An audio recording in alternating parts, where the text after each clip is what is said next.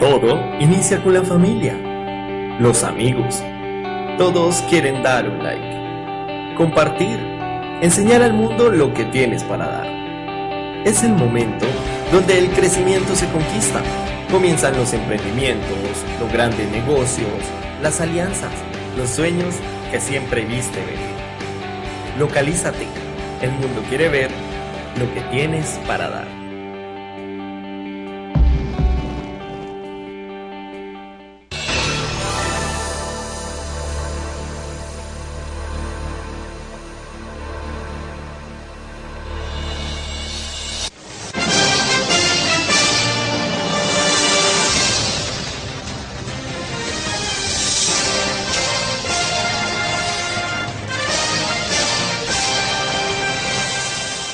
Amables televidentes, los saluda José Alberto Tejada Echeverri, presentándoles el programa institucional del Canal 2 informativo Nuestra Gente.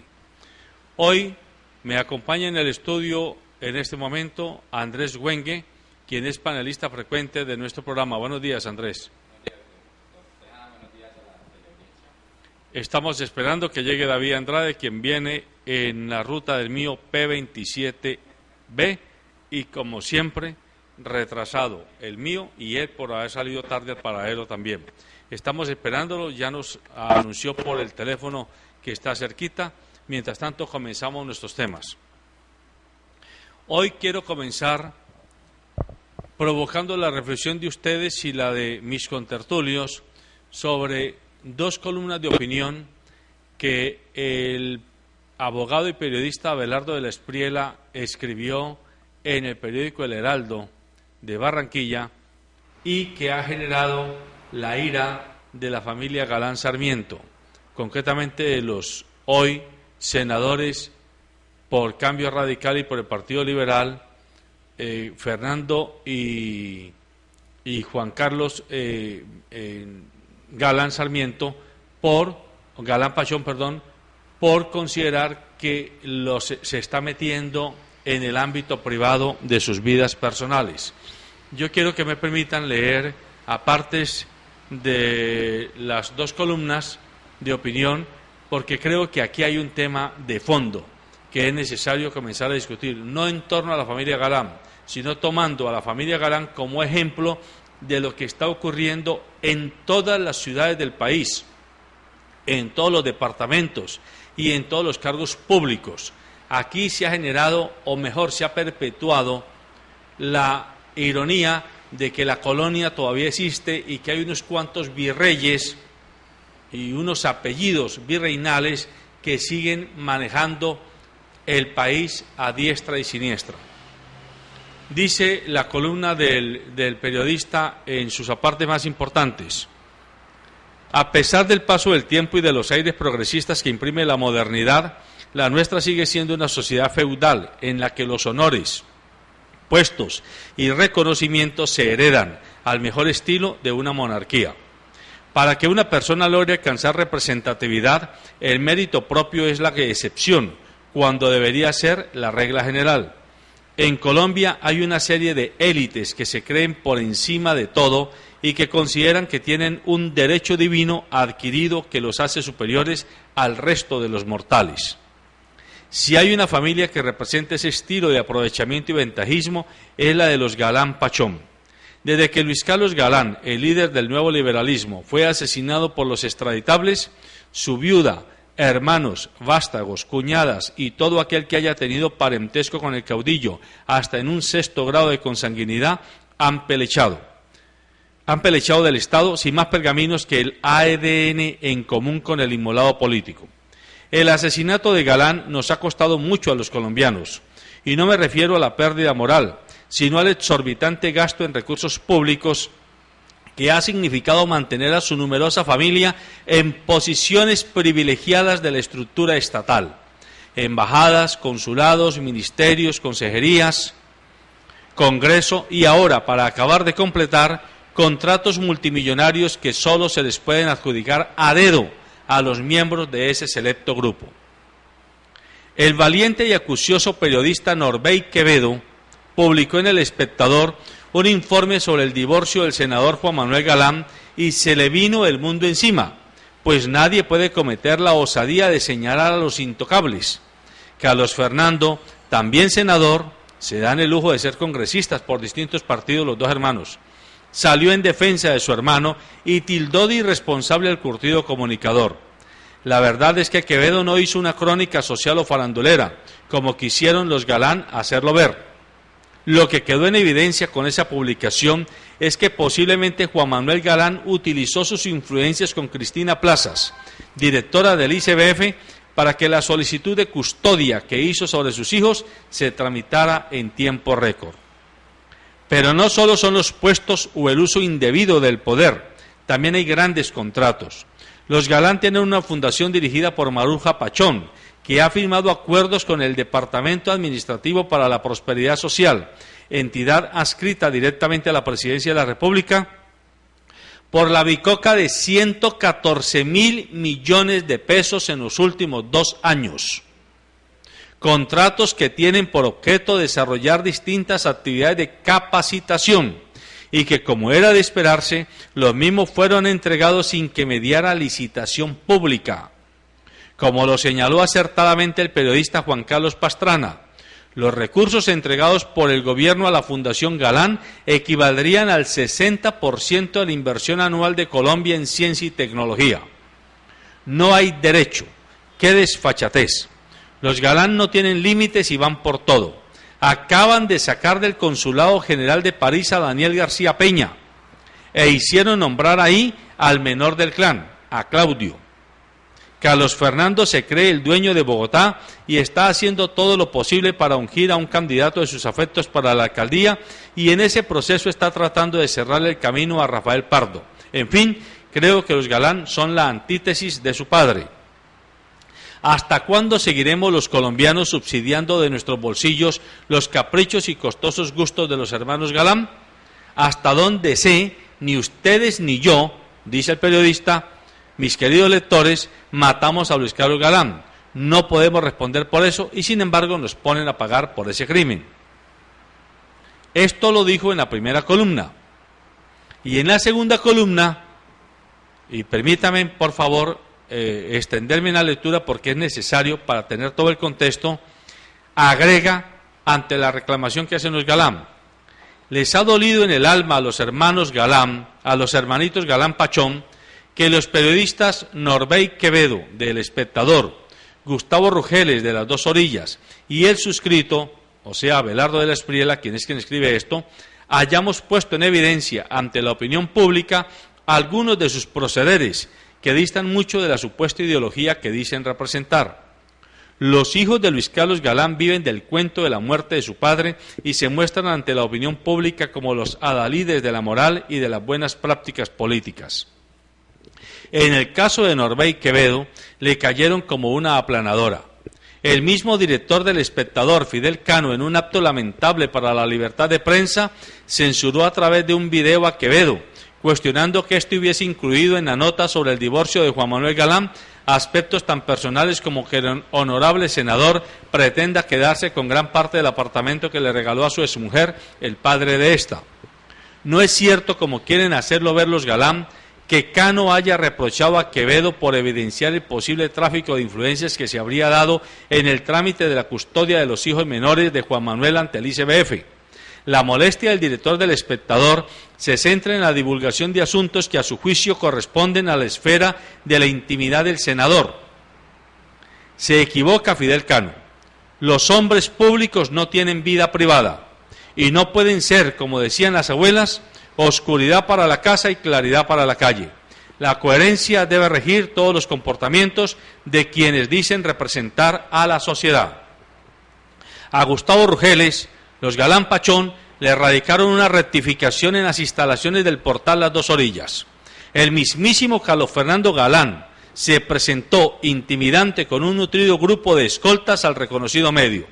Fue Rugeles, precisamente, el valiente periodista que se atrevió a divulgar los exorbitantes contratos adjudicados a dedo por el gobierno de Santos a la Fundación Galán. 114.000 millones de pesos en 2 años. La representante legal es Maruja Pachón y uno de los miembros fundadores es Claudio Galán. A diferencia de Quevedo, Rugeles cuenta con el respaldo de la directora del medio en el que labora.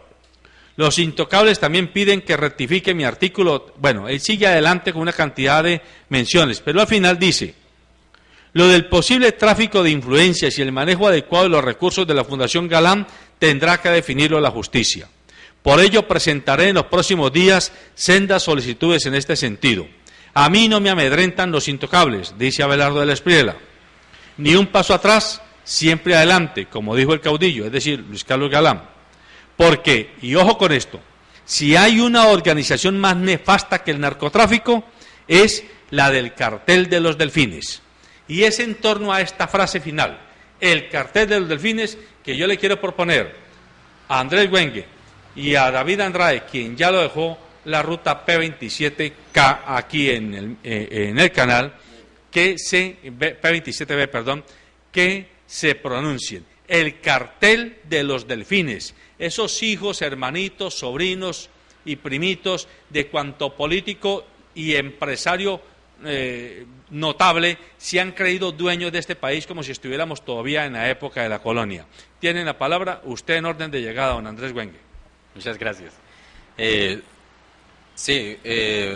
Teniendo en cuenta las denuncias dadas en este artículo, pero también teniendo en cuenta las dinámicas de la sociedad en su generalidad, pues para mí es cuestionable todo hecho que implique mal uso de los recursos, uso de sus fuentes de poder para sacar adelante sus propios beneficios, pero creo que en la actualidad, y más allá de solo ser Colombia, yo creo que en el mundo entero es la dinámica que impera, ¿sí? Creo que el llamado es a las personas que tienen uso o que tienen espacios de poder a ser un poquito más claros con las cosas que hacemos, ¿sí? Nuestras conductas, cómo las hacemos y qué consecuencias trae esto sobre ello. Entonces, es decir, el comportamiento de los Galán no es exclusivo de este sector político, ¿sí? De hecho, yo creo que todos los políticos y todos los poderes económicos que están detrás del poder político funcionan de la misma manera, ¿sí? Es decir, ahorita mirando Estados Unidos, por ejemplo, para no irnos más lejos, cuando el tema de la crisis financiera en Estados Unidos, se hicieron multimillonarias inversiones en el sector financiero para rescatar tal sector financiero. Resulta que esos dineros pues fueron a caer en bolsillos de los directivos de los sectores financieros, y lo que se utilizó para solucionar el problema de fondo pues nunca llegó a donde tenía que ser, que es a las bases. Entonces, porque detrás de ese poder político hay un poder económico, ¿sí? Donde está pendiente de que el poder que está allí, ellos tienen unas maquinarias inmensas para hacer su lobby, ¿sí? Invierten cantidades de dinero en esos espacios para tener sus representantes allí, para que las decisiones los beneficien a ellos exclusivamente. Entonces, desde allí empieza todo a transformarse para generar estas dinámicas. Entonces, cuando los jóvenes que empiezan a ingresar en estos espacios políticos, a hacer su política, pues ya vienen conscientes de las dinámicas y empiezan a hacer lo mismo, ¿sí?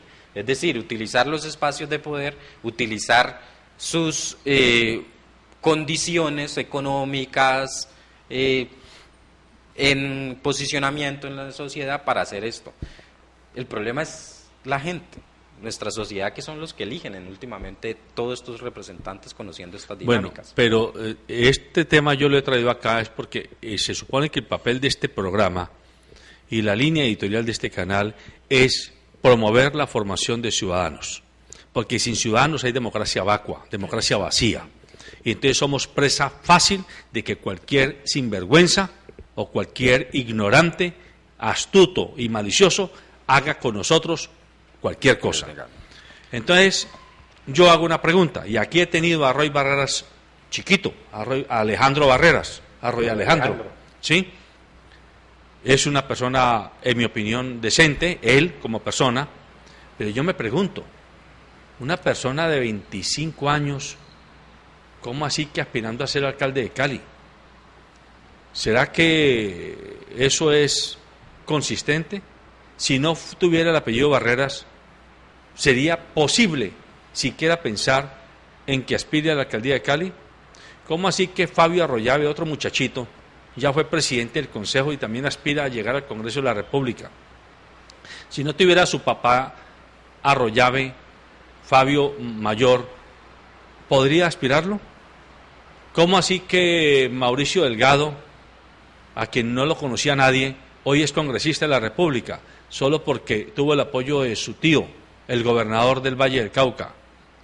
Y sigamos de ahí explayándonos por todo el país, y vamos a encontrar que estamos llenos de delfines, y así como se cuestiona y se investiga el cartel del papel higiénico, el cartel del cuaderno, el cartel de la vigilancia, porque son carteles económicos, ¿por qué no investigamos al cartel de los delfines? Una cantidad de gentes que no tienen más mérito que llevar el apellido de alguien supuestamente ilustre, notable o poderoso. Don David. Bueno, muy buenos días. Pues yo quedo como aterrado de leer esa carta de la Espriella, que parece que no fue escrita por él. Que me parece curioso que un personaje que acaba de decir que la ética no tiene nada que ver con el derecho, ¿cierto?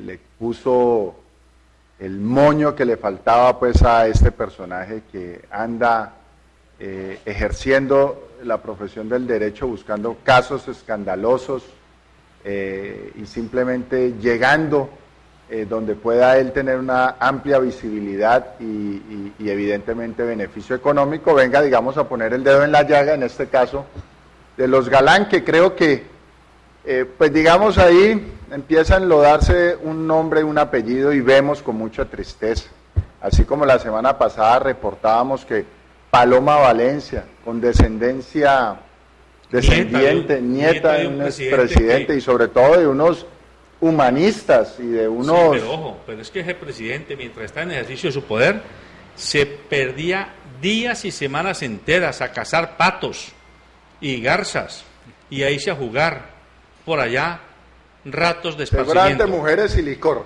pero bueno, algo quizás mucho mejor que robarse los dineros que se están robando hoy, aquellos que no cazan patos o que no beben o que no les gustan las mujeres, pero sí les gusta el dinero de las obras públicas, el dinero. Pero uno ve ahí, evidentemente, que este es un problema social, un problema educativo. Yo venía escuchando ahora que un abogado prestigiosísimo que nos representa a Colombia, que es agente de Colombia, en el caso de Nicaragua, por otro lado, le presta una asesoría al personaje este gringo que está siendo acusado con los negocios de PetroTiger y Ecopetrol de, digamos, robarse muchos recursos del gobierno nacional, de Ecopetrol, públicos, y dice, no, yo puedo ejercer mi labor y puedo defender al Estado colombiano por un lado y por el otro lado puedo apoyar la defensa de a quien que está siendo acusado de robar los recursos públicos. Entonces, mire, como Andrés lo estaba planteando ahora acertadamente, no es ni siquiera estos apellidos ilustres, claro que deberían ser. Los Galán no solo deberían parecerlo, sino serlo. Si son los hijos de ese mártir, de ese prohombre, de ese hombre sacrificado por la lucha contra la corrupción y sobre todo contra el narcotráfico, deberían ser muy prudentes y evitar ese tipo de situaciones.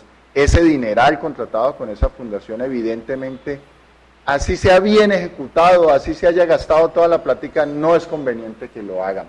Ahora, manifiestan que su mamá no está ahí, que ellos no están ahí, pero es una tía y es el nombre de su padre. Entonces yo sí creo que evidentemente ahí con los Galán ha ocurrido algo indebido, pero digamos me sumo a la observación de Andrés, que es digamos una generalidad, y me da mucha lástima que sea de la Espriella, pues quien dice que la ética no tiene nada que ver con el ejercicio de derecho y quien ahora pase a acusar y a señalar ese tipo de cosas. Pero lo cierto, como tú lo dices, es que lamentablemente la administración pública, y no solamente la administración pública, sino la empresa privada, es que vamos a ver en las empresas a ver si el profesional que ha estudiado, que ha trabajado, que se ha quemado las pestañas, que trabaja mañana, tarde y noche por la empresa, puede llegar a un cargo directivo. A los cargos directivos llegan los hijos de la familia, punto. y así hayan sido unos vagos, esos se hayan ido a Nueva York o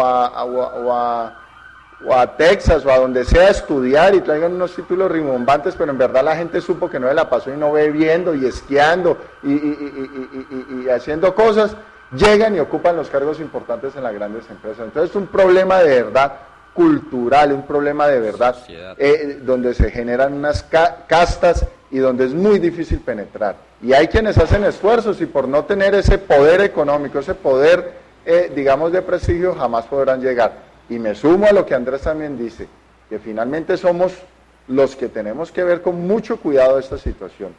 Yo lamento mucho lo que se ha evidenciado, lamento y podría entender que un padre energúmeno pueda recurrir a cualquier mecanismo para poder, digamos, presionar a su esposa con un intenso dolor, con una pérdida, quizás con lo que sea y con la posibilidad de perder sus hijos si es muy apegado. Puede cometer un error de esos, pero a este señor Galán debió haber alguien asesorado y decirle, hombre, tenés que tener cuidado porque fuera de ser un padre dolido, también sos un senador, también sos un personaje público y debes cuidarlo. Y ahí uno ve que a estas personas no lo rodean personas que lo acompañen, que lo orienten, sino que lo rodean personas que solo quieren aprovecharse de su posición y que les permiten hacer cosas indebidas.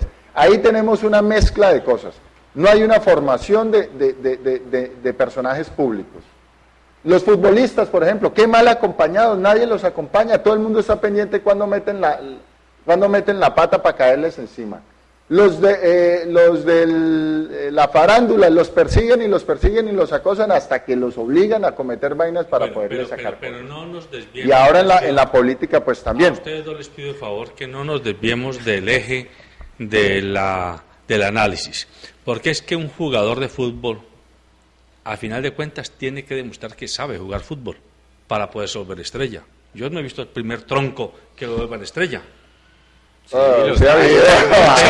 usted intentó, sobre todo nueves, goleadores. Usted intentó hacerse jugador de fútbol y lo sacaron de tarjeta porque no sabe tocar la pelota. pelota. Yo era músico, quería ser músico. Entonces, el asunto es que en el caso de esta gente que está dedicada a pelechar y a mamar del Estado, porque hay que decirlo así, clarito, ¿sí? A chupar del Estado, no tiene más mérito que llevar un apellido. Venga, yo le doy con toda sinceridad. Por ejemplo, los Galán, que algo los he seguido y digamos he tenido alguna cercanía. Yo veo a Carlos Fernando, que es un tipo muy valioso. Juan Manuel, lamentablemente, uno lo ve pues como muy quedado, pero no los ve perversos, lo ve de pronto Juan Manuel un poquito quedado. Carlos Fernando sí es un tipo con una capacidad. A mí me encantaría, David Andrade y Andrés Wenger, que ustedes le pudieran dar una respuesta coherente a esa cantidad de fundaciones, asociaciones de campesinos, organizaciones de mujeres, organizaciones de discapacitados que hay a lo largo y ancho de este país. No esas rimbombantes con grandes marcas, sino organizaciones de verdad de base que van a pelear a las alcaldías, a las gobernaciones o a los organismos públicos de Bogotá por proyecticos de 20, de 30, de 50 millones de pesos, que les toman el pelo, que les hacen hacer 1001 documentos, sacar 1001 requisito y al final dicen su proyecto no clasificó. ¿Cómo pueden sentirse ellas, esas organizaciones, cuando una fundación, por el solo hecho de llamarse Fundación Galán, se embolsilla 114.000 millones de pesos para programas de capacitación? Perdóneme, no ofendamos la inteligencia colectiva, podrá ser muy galán la familia, pero no dejan de ser unas personas que se están aprovechando del tráfico de influencias al mayor nivel posible del Estado para apropiarse de recursos que, como bien lo dice ese periodista que a usted no le gusta, puede que a mí tampoco, pero está diciendo cosas que tallan mucho, equivale al 60% del presupuesto que se le da a Colciencias, donde supuestamente se incentiva la investigación y el desarrollo científico y tecnológico de este país. Yo creo que sí es importante ofender estas organizaciones a ver si se pellizcan. Claro. Porque son las mismas organizaciones, ¿sí?, que en sus dinámicas han permitido que este tipo de hechos acontezcan, ¿sí? Entonces, es decir, el tema de organizaciones es un tema que me apasiona y que lo trabajo muy frecuentemente, donde he evidenciado ciertos comportamientos dentro de las organizaciones, y las organizaciones en últimas son personas, son individuos, son seres humanos, ¿cierto? Cuando he hecho una investigación de muchas organizaciones, porque una de mis preocupaciones era tanto dinero que se invierte en este país, ¿sí?, de apoyo de cooperación internacional, de apoyo estatal y todo eso, en organizaciones, y usted no lo ve reflejado en el desarrollo de la ciudadanía. De hecho, es unos estudios que se están haciendo desde los mismos países cooperantes, ¿sí?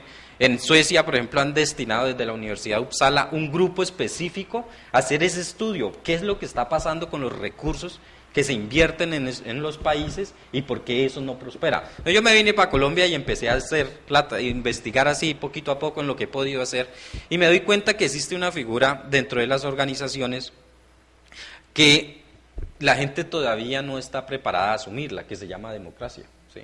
Estas organizaciones trabajan, luchan, empiezan a fortalecerse, a empezar a captar recursos, porque hay que tener claro también que pues una organización de papel, pues es muy difícil que se le puedan destinar recursos para que trabaje. La mayor parte, encontré aquí en Colombia que mayor parte de la gente monta una fundación, saca su personería jurídica y entonces va a buscar que le den un proyecto. Resulta que para ser serios y contrastar seriamente, pues se necesitan unas organizaciones que puedan asumir un rol de que si le van a invertir un capital allí, pues que sea claro, que tenga todos los mecanismos para poderle hacer un seguimiento. Resulta que estas organizaciones, algunas empiezan a surgir, a salir adelante, y existe un grupo, siempre dentro de las organizaciones existe un grupo que sabe para dónde va y empieza a trabajar. Acá afuera está el grupo que no cree y que va en coche. Cuando empiezan a caer los recursos, pues esta gente que va en coche dice, uy, allá hay un poco de plata, allá está la mina de oro, y empiezan a hacer presión, sacan a la gente que viene trabajando, que tiene el conocimiento, que ha abierto los espacios, y ¡pum!, se montan ellos y tumban todos los procesos. Es el 90% de los casos que he investigado hasta ahora, ¿sí?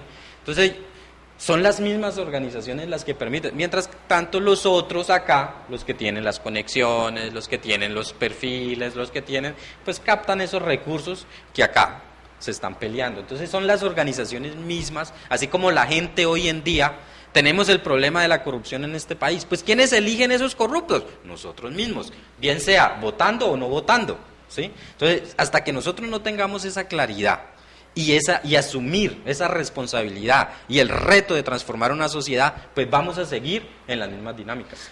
Yo le acepto a usted su llamado. Yo le acepto a usted su llamado, pero déjeme vivir el ¿cómo se dice? Cuando uno termina con la pareja, el duelo. El duelo, déjeme vivir el duelo, pero es que usted me coge así. Sí, yo aquí reflexionando, si me dicen que la fundación es de Roy Barreras, yo inmediatamente salgo y critico y toda la cosa, pero como me dicen que es la de Galán, entonces yo trato de no creerlo. ¿Por qué? Pues por eso, que se murió fue Luis Carlos Galán. Exacto. Los que quedaron vivos fueron la viuda y los hijos. Se lo acepto, y esa parentela que se ha comido todo el Estado, porque son embajadores, fiscales, ministros de educación, consejeros de todos los gobernantes, a nombre del apellido. Tiene usted la razón, pero mira, aquí estamos precisamente frente a ídolos que se han creado, frente a esa, digamos, estructura social que nosotros tenemos, donde evidentemente nos han querido imponer de que desde la centralidad, desde Bogotá, desde estos espacios, ellos son los limpios, incólumes. No vamos muy lejos, mi querido David. Usted que está cerquita a las toldas del Partido Liberal y sus primos hermanos. Mira a Simón Gaviria. ¿Qué mérito tiene Simón Gaviria para ser el director del Departamento Nacional de Planeación, distinto a ser el hijo de César Gaviria? Un hombre que no sabe leer, porque lo dijo él públicamente. Es que yo no leo. Y es nuestro director del Departamento Nacional de Planeación. Tiene todo el poder político en sus manos y el poder económico, porque con su estilógrafo, seguramente Montblanc firma o desfirma los contratos ¿cómo se llaman? Los contratos plan para diversos territorios y los contratos de regalías y los presupuestos asignados por situado fiscal. No hay derecho, por favor. Tienes razón en ese sentido y digamos uno lo ve y Serpa, que acaba de renunciar al viceministerio, uno dice no es posible es posible que el hijo de Serpa... Y hasta el hijo de Luis Eduardo Garzón, un ex dirigente sindical, hoy ministro de Trabajo, ya también se está haciendo parte del cartel de los delfines. Claro, Samper, perdón, el que fue viceministro fue el hijo de Samper, y que hoy Samper nos representa ante UNASUR, y bueno, 20.000 cosas, es muy cierto, usted tiene toda la razón. Pero, digamos, yo le estoy reconociendo y le estoy diciendo, es que con los Galán puede ocurrir algo diferente, y hay una simpatía, sobre todo por Carlos Fernando. Juan Manuel me parece que su cara manifiesta mucho de lo que es, y el otro muchacho sí muy cerrado, que está de embajador, de cónsul creo, bueno, ese es artista, ¿no? Ese es artista, muy querido también.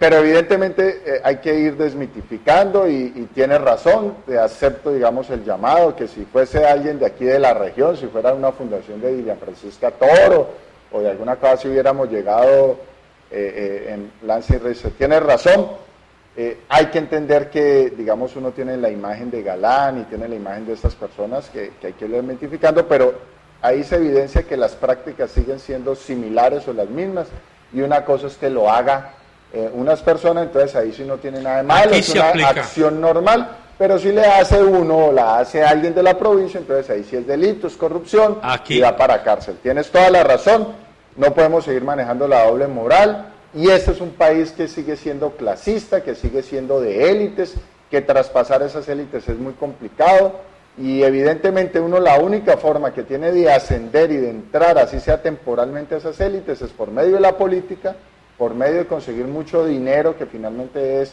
actividades ilícitas, o por medio de la farándula, el espectáculo o los deportes. Lamentablemente aquí se aplica... Y te dejan entrar al Club Colombia solo temporalmente, mientras que ostentas el poder de resto. Bueno, aquí se aplica, mis queridos contertulios y televidentes internautas, esa manida frase de que si va un blanco trotando es porque está haciendo deporte, y si va un negro trotando es porque acaba de robar.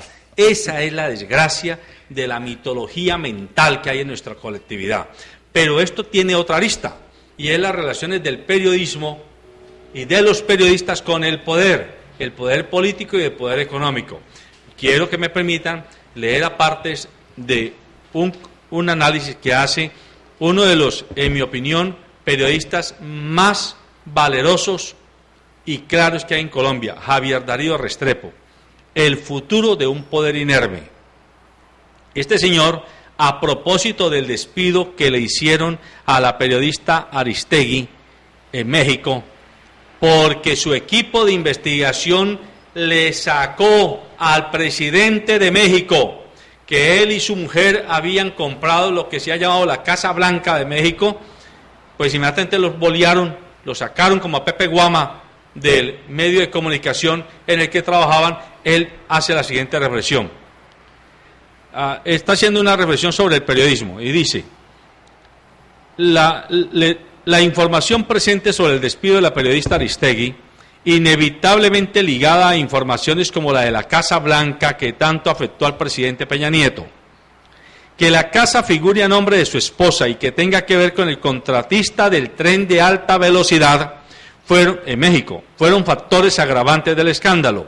Pero si a esto se le añade que el despido de la periodista, ojo con esto, y aquí debiéramos de montar lo mismo, coincide con el propósito anunciado de adherir al proyecto México Leaks, el banco de informaciones alimentado por las denuncias de la ciudadanía sobre corrupción oficial, que aquí no se ha montado, el asunto pasa de castaño oscuro y se vuelve una nueva notificación sobre el elemento que está definiendo el futuro de los medios de comunicación, su independencia. Fue este uno de los temas que se debatieron en los 20 años de la Fundación Nuevo Periodismo Iberoamericano, el que fundó Gabriel García Márquez, entre otras cosas. Parece claro que solo verán la segunda mitad de este siglo los medios capaces de enfrentar los poderes, a romper las dependencias económicas que hoy los limitan y minan su credibilidad. Un futuro en que los medios no dependerán de la publicidad ni de los patrocinios, les permitirá desplegar todo el potencial de una información libre de toda dependencia. Lo de Aristegui y la marca genética dejada por Espeleta en el papel periódico, es decir, el primer papel periódico de la Nueva Granada, por allá en los años 1700, son hechos que resaltan en las noticias de la última semana como una señal de advertencia. Todo está indicando que sin el apoyo publicitario o de patrocinios, agrego yo oficiales, la prensa apelará a la ayuda de sus suscriptores, de sus televidentes, de sus radioescuchas, que pasarán a ocupar un lugar distinto del que hasta ahora ocupan, el de meros clientes y radioescuchas y televidentes pasivos. La ruptura de las dependencias del poder le dará a la prensa credibilidad, peso moral e influencia. La interactividad con los lectores, que serán su apoyo económico, le dará la claridad para conocer lo que está sucediendo y el regreso a la fuente de poder que nunca debió abandonar. Comentarios, por favor. Yo no sabía lo de Aristegui, que es una periodista que me parece muy seria. Que la han echado 2 veces. Yo a este periodista, la verdad, tengo que reconocer, no sé, pero si tú lo dices que es muy serio... es fundador muy serio. de la televisión, entre otras cosas, en Colombia. Y ahí volvemos, digamos, al tema de que, de verdad, la moral en manos de quién la tenemos, la justicia en manos de quién la tenemos. Y digamos, ese es el llamado que uno un poquito cuando siente que le están tocando, digamos, las bases, que le están tocando, digamos, algo donde uno ya no quiere reconocer. Pues entonces simplemente va y le echa el agua sucia a los demás y digamos, aquí tenemos un problema muy grave. Y Andrés también lo estaba planteando, no solo es un problema en Colombia, sino, digamos, en muchas partes del mundo donde el ser humano, donde nosotros definitivamente no estamos por el buen camino, donde seguimos premiando esa acción del ganar por ganar sin tener en cuenta, digamos, los perjuicios que pueden hacer. Esto que estás leyendo es muy grave y digamos, debe ser muy grave para los latinoamericanos. Si ocurre en una cadena como CNN... Todo esto ocurrió en MSB, un medio mexicano, ¿no? MSB. CNN también hace lo mismo. Sí, CNN, es correcto. Y a una periodista de tanto peso, es que por Dios, no estamos hablando de una periodista que solo sea influyente. La echaron a ella y a 2 de sus México. periodistas del equipo investigador. Eso es un síntoma, como muchos otros, como esa granizada en Bogotá, como muchas otras cosas de que el ser humano, nosotros no estamos por buen camino, no estamos tomando las decisiones adecuadas y tenemos que empezar a hacer una reflexión interna, individual, para poder tener un mayor comportamiento, un mejor comportamiento. Ya los ídolos nuestros cada vez son más de barro. Las religiones, bueno, salvo lo del Papa, que creo que la religión católica se está... Bueno, ahí tienen sus problemas internos también, ¿no? Sí. Y muy probablemente van a reventar dentro de poco, digamos, esa racha, digamos, del Papa. Ahora muy seguramente le va a aparecer la oposición y le van a empezar a sacar los escándalos, porque como todo ser humano debe tener algunos inconvenientes. No vamos bien, no hay referentes, no hay guía, no hay confianza y estamos perdiendo algo que es fundamental para vivir en sociedad. ¿Por qué vivimos en sociedad? Porque solo no podemos, porque necesitamos confiar de los demás, porque necesitamos entregarle en confianza unas acciones, unas actividades a los otros. Tenemos que dedicarnos a lo que sabemos hacer para que el otro nos alimente, para que el otro nos dé seguridad, para que el otro nos dé salud. Y cada vez la confianza se derrumba más, confiamos menos en el médico, porque nos colocan la EPS, confiamos menos en el policía, confiamos menos en quien cuida el carro, En las noticias. vamos en el periodista que nos informa, en el profesor que nos educa.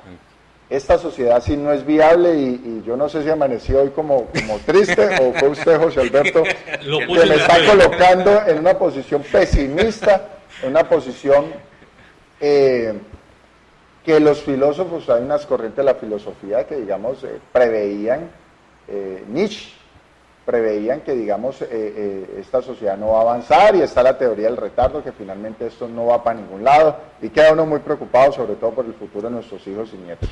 Siempre digo y vuelvo y recalco, ¿sí? La culpa es de las mismas personas que ejercen las mismas actividades. Es decir, digamos, se capacitan, se profesionalizan, estudian, se queman las pestañas, cantidades, ¿sí?, de periodistas. Resulta que los medios hoy en día, pues son los propietarios de esos medios son unos grupos pequeños, minoritarios, ¿sí?, los cuales deciden qué noticia sale, qué noticia no sale, cómo vamos a pasar la noticia. Resulta que aquí está la grande masa, porque es que nos estamos dejando gobernar de una pequeña masa, ¿sí? Solamente por faltar a nuestra coherencia. Que digo yo que es nuestro mayor dificultad, ser coherentes. Usted puede decir, bueno, yo soy así, pero soy así, coherente y así mismo actúo. No, la gente dice, yo soy así, pero por aquí está caminando de otra manera. Entonces, llega y dice un periodista, no, yo soy pulcro, yo no me meto con nadie, pero está asumiendo unas posiciones, cuando le conviene en defensa propia, cuando no, empieza a tirar piedras. Entonces, una de las razones por las cuales a mí me gusta venir aquí, ¿sí?, es porque usted aquí sienta a Uribe y aquí sienta al man de izquierda, aquí sienta a tal persona, y es porque usted no tiene un apego, aquí en este programa no hay un direccionamiento, no, ponemos el espacio para que la gente misma entre a considerar. ¿No? ¿Cómo? Nos sacó la línea editorial ahorita, ¿no? Entonces, yo creo que eso es lo que se llama periodismo, ¿sí?, objetivo, o sea, es un periodismo que se hace desde una visión de dar a conocer todos los puntos de vista, indiferentemente de los que sean, donde nos podemos sentar y debatir y cada persona pone en mesa sus argumentos. La gente escoge qué es lo que quiere escuchar y qué es lo que define qué es lo que quiere hacer. Creo que, pero me doy cuenta que usted en ese aras de hacer esto se encuentra con una cantidad de problemas, ¿sí?, dificultades para hacer lo que hace. ¿Por qué? Porque los medios aquí no funcionan bajo esa ética y esa moral, ¿sí? Entonces empiezan a sentirse amenazados y empiezan a atacar, ¿sí? Entonces eso le genera dificultad, pero yo creo que hay mucha gente haciendo lo mismo, hay muchos medios de comunicación, hay muchos espacios y sobre todo la gente que lee, ¿sí? Hay otras formas de investigar e indagar, ¿sí?, donde uno puede encontrar la información. Es decir, cuando usted entra a argumentar con muchas personas aquí, pues la información con la cual ellos entran a argumentar es la que pasa por RCN y Caracol. Y usted en 5 minutos se da cuenta que esa persona, de dónde vienen sus argumentos. Es decir, la gente misma, que es la que escoge qué es lo que voy a consumir, pues estoy tan cómoda que cojo lo más fácil y sobre eso discuto. Entonces yo creo que es eso mismo lo que pasa en nuestra sociedad, ¿sí? No es pesimismo, yo creo que uno empieza a ver la realidad y empieza a hacer claridad y creo que aquí estamos para hacer esa claridad. Es hora de que la gente empiece a despertar, a tomar conciencia de lo que consumimos, de lo que hacemos, de cómo lo hacemos, porque detrás de nosotros vienen nuestros hijos y si nosotros seguimos en este rumbo, cada día va a ser peor, ¿sí? Entonces hay que tomar responsabilidad y es ahora el llamado a hacerlo, cuando se destapan todas estas crisis, todas estas cosas que están pasando en nuestra sociedad, es hora. En un país serio, una sociedad seria, definitivamente se levantaría. Ojalá fuéramos unos indios ecuatorianos ante una situación de escándalos como los de la justicia, todas estas situaciones que definitivamente le quitan la esperanza. Dicen por ahí que lo último que se pierde es la esperanza. Que se lo quitan es muy complicado y este país está en mora, de verdad, de hacer una revolución, de proponer un cambio y ese cambio ojalá sea democrático, ojalá permitan que sea democrático para que no llegue a otros escenarios violentos o que la gente tome medidas que puedan golpear y que puedan afectar a muchos. Pero lamentablemente lo que tú dices, Andrés, es muy cierto. No existe, digamos, no hay posibilidad ante toda esta situación tan complicada de que la sociedad siga sostenible, que sea sostenible en el tiempo, ni social, ni económica, ni medioambientalmente. Nosotros estamos haciendo un ejercicio en temas de asesorías empresariales y la persona que nos lo dictó dijo una frase el otro día, dijo: el mercado le ofrece a la gente lo que la gente quiere, espera, ¿sí? Y todo está enfocado en tiempo y ¿qué más? Y energía, en mayor ahorro de energía y de tiempo. Eso conlleva, según mi percepción, pues es al facilismo, ¿sí? ¿Por qué? Porque si usted todo el tiempo está buscando la parte más corta, el atajo más rápido, donde te genere mayor rentabilidad, sin el mayor esfuerzo, entonces te está llevando hacia allá, y eso es lo que estamos consumiendo. Entonces, es decir, no solamente es el ciudadano, es la empresa, es todo el sistema en que estamos en este momento involucrado al que nos está llevando hacia allá. Entonces es importante tener eso claro, ¿sí? Si a mí me cuesta un poquito más de esfuerzo, pues entonces lo dejo de hacer. No, hay que hacerlo. Hay cosas que no se pueden dejar de hacer. Es decir, a mí me dicen mucho, ¿y usted por qué anda en Colombia haciendo todo lo que hace? ¿Sí? Si allá le ha pasado las verdes y las maduras, porque me ha pasado de todo, véngase para acá que aquí está tranquilo, ¿sí?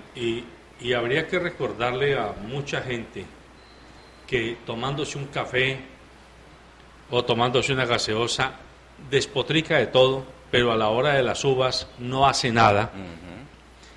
Y dice, es que esos son unos corrompidos, unos ladrones. Y se refiere a todos los políticos, a todos los contratistas del Estado, a todos los funcionarios públicos. Habría que preguntarles, ¿y usted qué hizo para que ellos estén ahí? ¿O qué dejó de hacer para que ellos estén allí?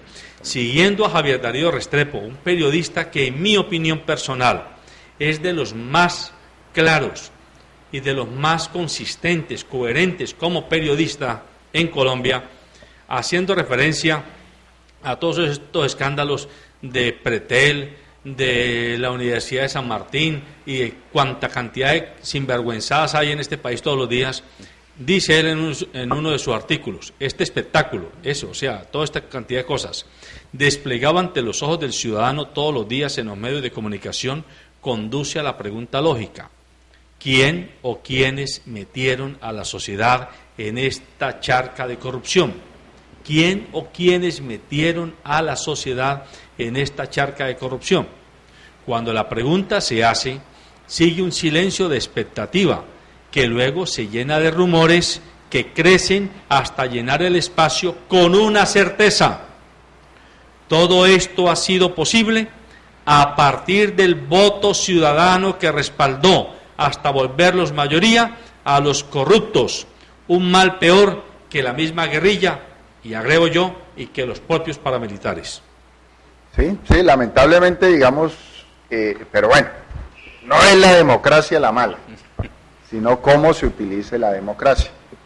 Y lo más interesante, pues para darle algo de sentido o darle una oportunidad a esa persona, lo más malo ha sido el no votar, el no usar la democracia, el no participar, el no tomar decisiones.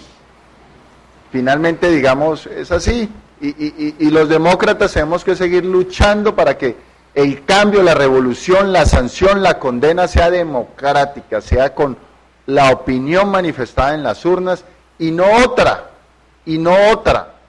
no vinculándose a movimientos anárquicos o a movimientos militares o alguna cosa, porque finalmente estamos viendo, pero obvio, la reflexión es esa. Yo pensé que él le iba a culpar a los españoles, pues, pero bueno, finalmente, digamos, a quienes están permitiendo la elección, y yo diría no tanto quienes votan, sino a los que dejan de votar. Nuestros gobernantes, todos son ilegítimos en el sentido que obtienen una bajísima votación de la que puede obtenerse.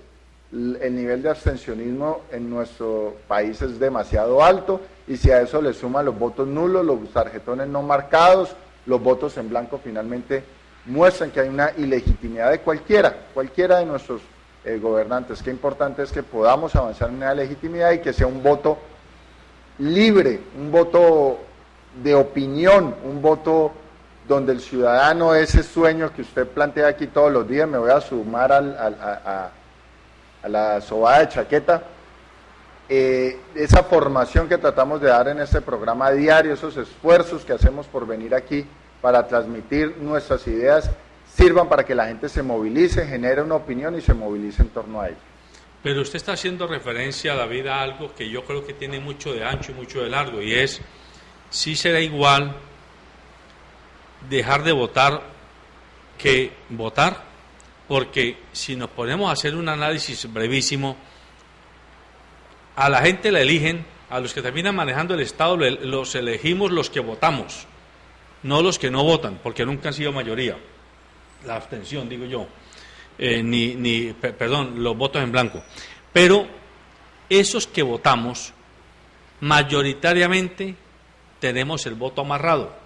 O sea, muy pocos de los votantes tenemos un voto independiente. Casi todos llegan allá porque ya van amarrados, van con un conductor elegido, digámoslo así.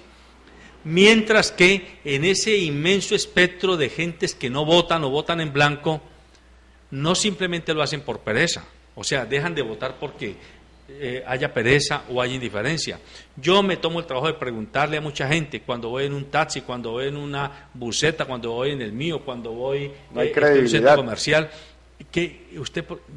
Gente, mire, antier le preguntaba a una señora que vende en el Centro Comercial Centenario chontadores y cosas, me dijo, yo no vuelvo a votar, estos son unos ladrones todos los que terminan siendo elegidos, a mí déjeme trabajar, que si yo no vendo mi chontaduro, yo no tengo para sacocho a mis hijos. Esa frase contundente, o sea que no es lo mismo el que vota, que con su voto está avalando a ese corrompido o a ese incapaz o a esa persona que no termina haciendo las cosas en función de la sociedad, que el que no vota, no siempre por pereza, sino porque está absolutamente desengañado. Es que en una sociedad deteriorada es muy difícil apuntarle bien a algo bueno, ¿sí?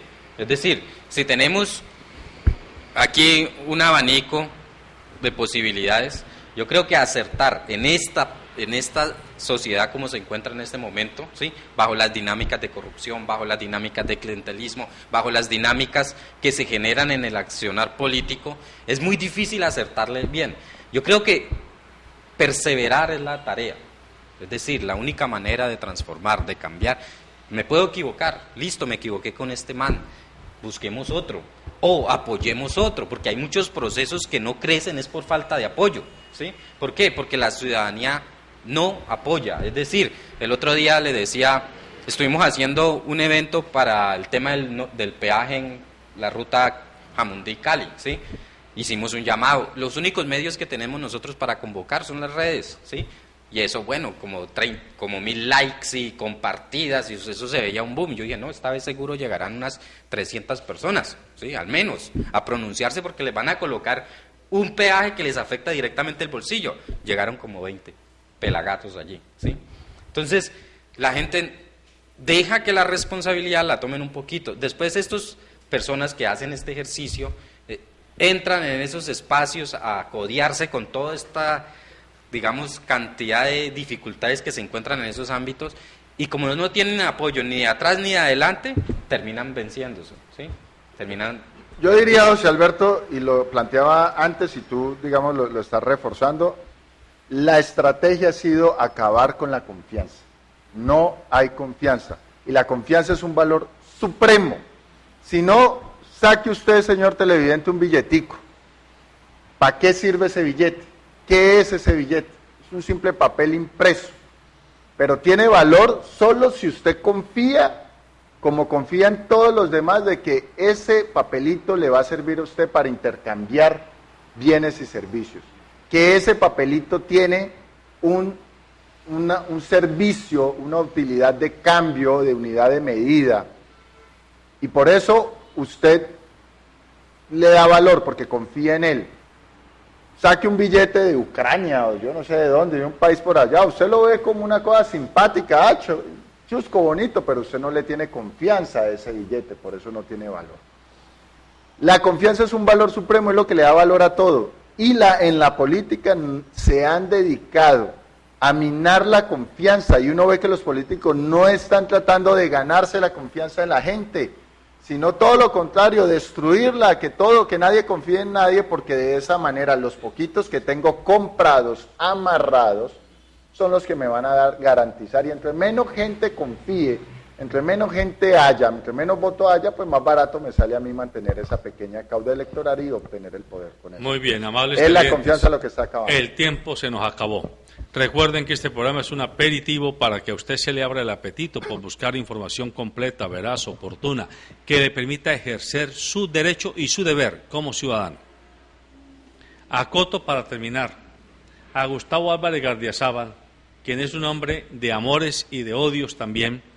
Los hermanos Galán también lo conminaron a que rectificara sus comentarios en un artículo que publicó en esta semana, porque él dijo que no era comprobable si habían utilizado bien los recursos que habían recibido del DPS.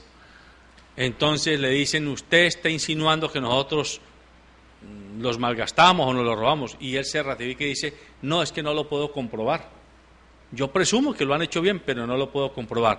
Lo concreto, mis queridos televidentes e internautas, es que no hay que tragar más entero y que no hay que seguirle sobando el saco a cantidad de personas que no tienen nada más de valor que el apellido del que vienen, de un supuesto linaje del que vienen, que a veces es un linaje que no es tan brillante y tan notable como aparenta ser en esta sociedad de fulgurantes estrellas de un día. Por favor, usted eduque a sus hijos desde pequeños y usted en su casa compórtese coherentemente frente a cualquiera que tenga poder. No hay derecho a que usted en la oficina o en la obra de construcción o en la fábrica donde es operario sea sumiso y sea casi que cómplice de las improperios y de las vergajadas que algún jefe o capataz tenga con todos los trabajadores. Y usted no dice nada, no hace nada, es una palomita. Pero llega a su casa y es un león de furia suelto, maltratando a los seres que en teoría debe querer más, que son su prole, su familia. Entonces, seamos coherentes.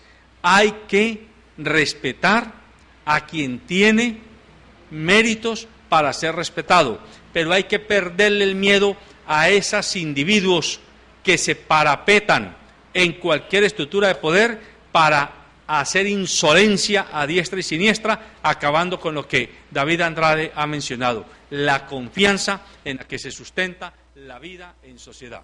Buenos días.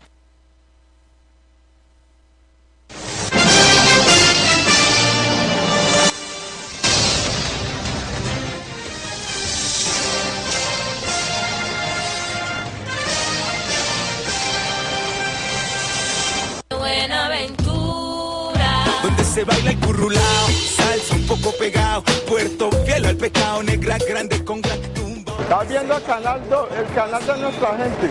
Río con mi prietillo.